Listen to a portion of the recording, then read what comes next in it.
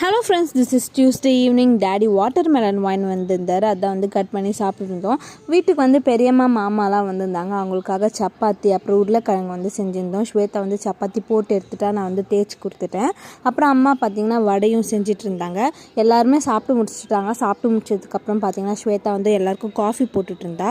சித்திரை மாதம் ஸ்டார்ட் ஆனாலே எங்கள் ஊரில் ஒவ்வொரு தெருவுக்கும் தனித்தனியாக திருவிழா கொண்டாடுவாங்க. அப்புறம் கடைசி எல்லாரும் சேர்ந்து ஒரு கோயிலுக்கு திருவிழா கொண்டாடுவாங்க.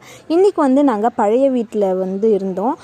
சின்ன வயசுலேருந்து அங்கே தான் வளர்ந்தோம். அந்த தெருவில் திருவிழா, அதனால் அங்கே தான் போயிருந்தோம். போய் சாமியெல்லாம் கும்பிட்டுட்டு வந்திருந்தோம். சின்ன வயசில் பிறந்து வளர்ந்து எல்லாமே அந்த தெருவில் தான் இருந்தோம். இங்கே நாங்கள் புது வீட்டுக்கு 10 வருஷம் ஆச்சு. அதுக்கப்புறம் லோக்ஷி இந்த பலூன் கேட்டான், லைட் வச்ச பலூன். அவனுக்கு இது வாங்கி கொடுத்துட்டு அதுக்கப்புறமா வீட்டுக்கு வந்துட்டோம். நாளைக்கு ஒரு பூஜை இருந்துச்சு. அதுக்கான கொஞ்சம் பூஜை சாமானெல்லாம் வாங்கிட்டு வீட்டுக்கு வந்தாச்சு. வந்த உடனே அந்த பலூனை பீஸ் ஆக்கிட்டான் லோக்ஷி. அப்புறம் டின்னருக்கு பார்த்திங்கன்னா புதினா சட்னி, இட்லி சாப்பிட்டோம். Bye bye.